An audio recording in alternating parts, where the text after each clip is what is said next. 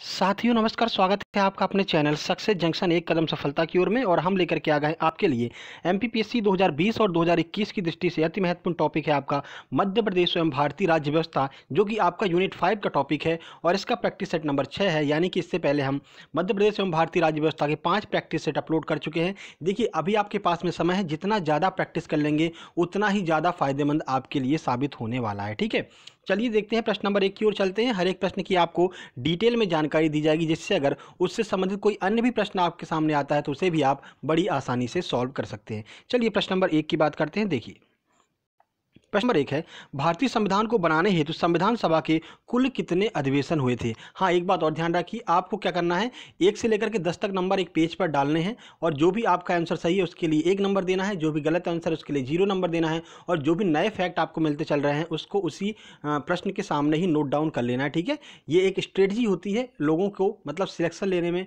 और टॉपर्स लोग ऐसा ही करते हैं। ठीक है, चलिए प्रश्न नंबर 1 है, भारतीय संविधान को बनाने में संविधान सभा के कुल कितने अधिवेशन हुए थे। ऑप्शन ए है 7, ऑप्शन बी है 9, ऑप्शन सी है 12, ऑप्शन नंबर डी है 15। चलिए आंसर देख लेते हैं। सही आंसर है सी, यानी कि कुल 12 अधिवेशन हुए थे। अब किस तरह से कुल 12 अधिवेशन हुए थे, कई बार लोग कंफ्यूज हो जाते हैं 11 और 12 में, तो चलिए आपको पूरी जानकारी दे देते हैं। देखिए भारतीय संविधान के निर्माण में संविधान सभा को 2 वर्ष 11 माह और 18 दिन का समय लगा था।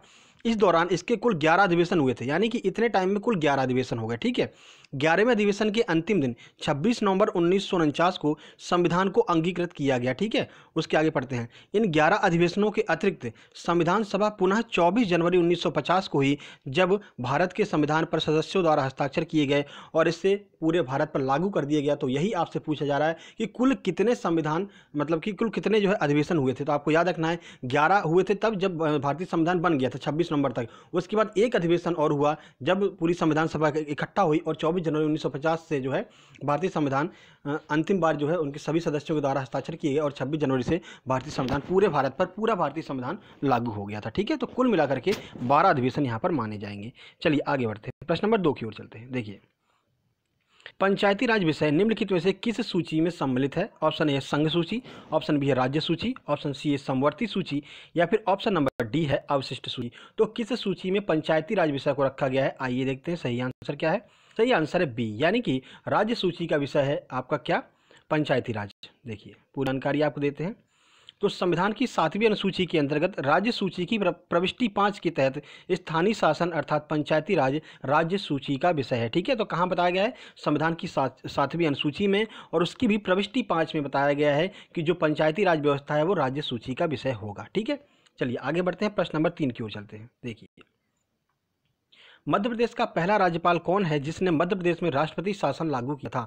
तो मध्य प्रदेश में कितनी बार राष्ट्रपति शासन लागू हुआ है वो भी आपको बताएंगे, और पहली बार जब राष्ट्रपति शासन लागू हुआ उस समय मध्य प्रदेश का राज्यपाल कौन था ये भी आपको बताने वाले हैं। ऑप्शन है एस.एन. सिन्हा, ऑप्शन बी है आर.पी. गुप्ता, ऑप्शन सी है के.सी. रेड्डी, या फिर ऑप्शन नंबर डी है एन.एन. वांचू। यहाँ पर आपको एमपी के जो प्रश्न है राज्य व्यवस्था के वो भी साथ ही साथ में क्लियर कराए जाएंगे। सही आंसर ए, यानी कि एस.एन. सिन्हा थे उस समय मध्य प्रदेश के राज्यपाल जब मध्य प्रदेश में पहली बार राष्ट्रपति शासन लागू हुआ था। तो कब लागू हुआ था आइए बताते हैं।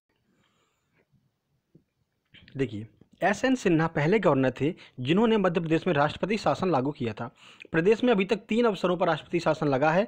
देखिए कब कब, तो 1977 में पहली बार लगा, 1980 में दूसरी बार लगा और 1992 में तीसरी बार राष्ट्रपति शासन लगा था। ठीक है, तो पहली बार गवर्नर कौन थे, तो एस.एन. सिन्हा जो हैं वो पहली बार गवर्नर थे जब मध्य प्रदेश में राष्ट्रपति शासन लगा था।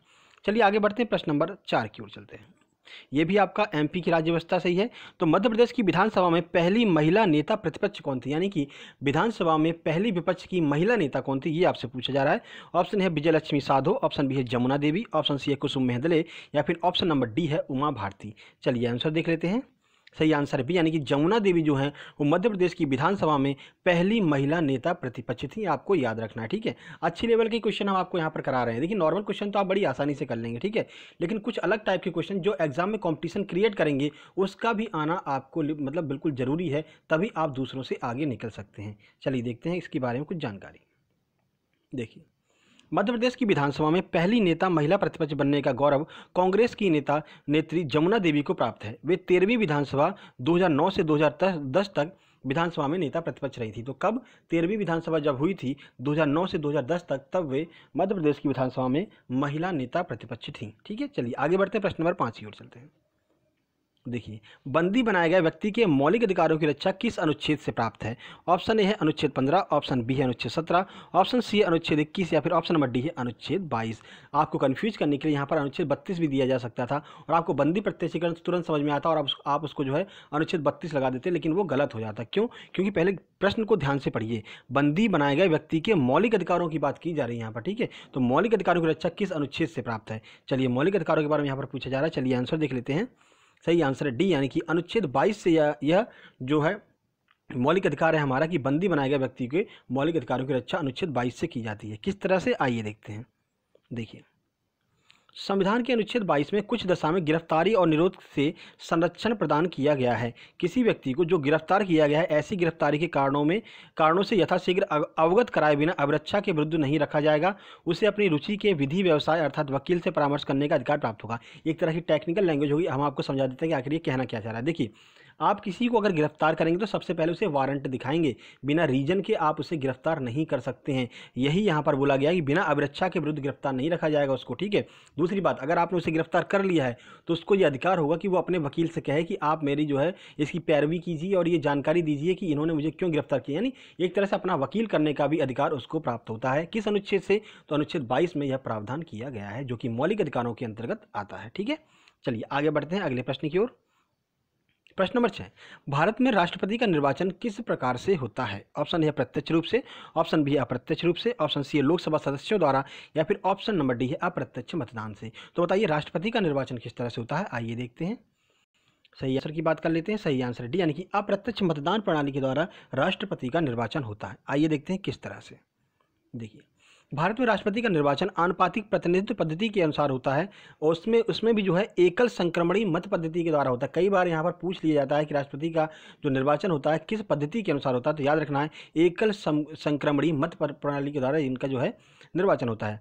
ऐसा निर्वाचन में मतदान गुप्त होता है, ठीक है। दूसरी बात, अनुच्छेद 54 के अनुसार यह बताया गया है कि कैसे जो है राष्ट्रपति का निर्वाचन होगा। तो अनुच्छेद 54 के अनुसार निर्णायक गणों में संसद के दोनों सदनों के निर्वाचित सदस्य, राज्य विधानसभाओं के निर्वाचित सदस्य और दिल्ली और पुदुचेरी विधानसभा के निर्वाचित सदस्य शामिल होते हैं। 3 लोग शामिल होते हैं। 3 जगह के लोग कौन कौन?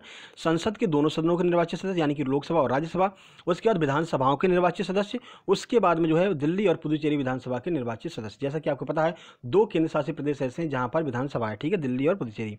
आगे बात करते हैं, अर्थात जनता सीधे भाग नहीं लेती है, इसलिए इसे अप्रत्यक्ष निर्वाचन कहते हैं। हम और आप तो वोट डालने जाते नहीं है राष्ट्रपति का, ठीक है। इन लोगों के द्वारा राष्ट्रपति का निर्वाचन किया जाता है, यानी कि हम सीधे रूप से वहां पर वोट नहीं डालते, हमारे प्रतिनिधियों द्वारा वोट डाला जाता है। इस तरह से हम कह सकते हैं कि ये जो है एक अप्रत्यक्ष निर्वाचन है राष्ट्रपति का चुनाव, ठीक है। चलिए आगे बढ़ते हैं अगले प्रश्न की ओर। प्रश्न नंबर 7, राष्ट्रपति भवन किसके द्वारा डिजाइन किया गया था? ऑप्शन देख लेते हैं। ऑप्शन ए है एडवर्ड स्टोन, ऑप्शन बी है ली कोरिब्सियर, ऑप्शन सी एडवर्ड लुटियन या फिर ऑप्शन नंबर डी है तरुण दत्ता के द्वारा। चलिए आंसर देख लेते हैं, किसने राष्ट्रपति भवन को डिजाइन किया था? सही आंसर सी, यानी कि एडविन लुटियन के द्वारा राष्ट्रपति भवन को डिजाइन किया गया था। चलिए देख लेते हैं। और चार्ल्स कोरिया के द्वारा मध्य प्रदेश वाले भवन को डिजाइन किया गया था, ये भी आपको याद रखना है। देखिए, ब्रिटिश वास्तुकार एडविन लुटियंस के द्वारा राष्ट्रपति भवन को डिजाइन किया गया था।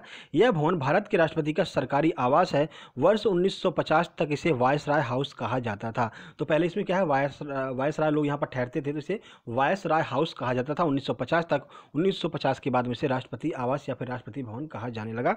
तो निर्माण किसने किया है, डिजाइन किसने किया है? एडविन लुटियंस के द्वारा इसका डिजाइन किया गया है। चलिए आगे बढ़ते हैं, अगले प्रश्न की ओर चलते हैं। मध्य प्रदेश की वर्तमान राज्यपाल इससे पहले किस राज्य की मुख्यमंत्री थी? ठीक है, तो एमपी राज्य व्यवस्था का यह प्रश्न है, आइए देख लेते हैं। तो सबसे पहले आपको पता होना चाहिए कि मध्य प्रदेश की वर्तमान राज्यपाल कौन है। Option A Chhattisgarh, option B Haryana, option C है गुजरात, ऑप्शन नंबर डी है पंजाब। चलिए आंसर देख लेते हैं। सही आंसर है सी, यानी कि गुजरात। तो वर्तमान में मध्य प्रदेश की राज्यपाल कौन है? तो आनंदीबेन पटेल जो है वो वर्तमान में मध्य प्रदेश की राज्यपाल है। अब आपको ये भी पता होना चाहिए कि इससे पहले वो कौन थी, तो इससे पहले गुजरात की मुख्यमंत्री थी आनंदीबेन पटेल, ठीक है। देखिए जानकारी, मध्य प्रदेश की तत्कालीन राज्यपाल आनंदीबेन पटेल को वर्ष 2018 में ओपी कोहली के स्थान पर नियुक्त किया गया था, ठीक है। आनंदीबेन पटेल इससे पूर्व गुजरात की मुख्यमंत्री थी। उन्होंने गुजरात के 15वें मुख्यमंत्री के रूप में कार्य किया था। तो ये भी आपको याद रखना है, गुजरात के 15वें मुख्यमंत्री के रूप में किसने काम किया था? तो आनंदीबेन पटेल ने गुजरात के 15वें मुख्यमंत्री के रूप में काम किया था, ठीक है। वर्तमान में कौन है? तो राज्यपाल हैं जो है अपने एमपी की, मध्य प्रदेश की, और इनके पास में उत्तर प्रदेश का भी अतिरिक्त प्रभार दिया गया है राज्यपाल का, ठीक है। चलिए आगे बढ़ते हैं। प्रश्न नंबर 9, भारतीय संविधान के निम्नलिखित प्रावधानों में से कौन सा प्रावधान मंत्रिपरिषद की नियुक्ति के बारे में बताता है, यानी प्रॉपर मंत्रिपरिषद की नियुक्ति कौन से संविधान के अनुसार की जाती है, ये आपसे पूछा जा रहा है। आइए देखते हैं। अनुच्छेद 70, अनुच्छेद 72, अनुच्छेद 74 या फिर और ऑप्शन नंबर डी है अनुच्छेद नंबर 75। चलिए आंसर देख लेते हैं। सही आंसर डी, यानी कि अनुच्छेद 75 के अनुसार मंत्रिपरिषद की नियुक्ति की जाती है। किस तरह से, आइए देखते हैं। भारतीय संविधान का अनुच्छेद 75 मंत्रिपरिषद की नियुक्ति की विवेचना करता है। 75(1) के अनुसार प्रधानमंत्री की नियुक्ति राष्ट्रपति करेगा। ठीक है, याद रखना है कि प्रधानमंत्री की नियुक्ति कौन करता है, तो 75(1) से प्रधानमंत्री की नियुक्ति राष्ट्रपति करता है।